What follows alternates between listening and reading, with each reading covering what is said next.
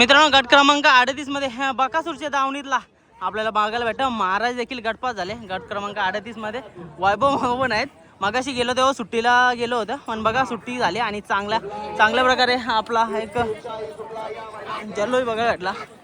मस्त चांगला पैरा करून आणला आणि गटपास झालेली आपली गाडी। मित्रांनो मोठी मुलाखत लवकरच येणार वैभव दादाची, वैभव मामाची मोठी मुलाखत लवकरच। बंडूशेठ मंत्री वडवली यांचं देखील सरचे हार्दिक हार्दिक स्वागताच्या मैदानात।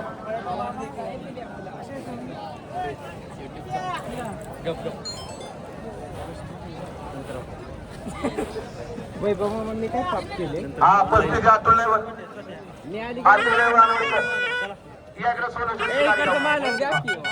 वैभव मामा तिकडे येते का? चालू वैभव मामाची मोठी मुलाखत लवकरच येत आहे।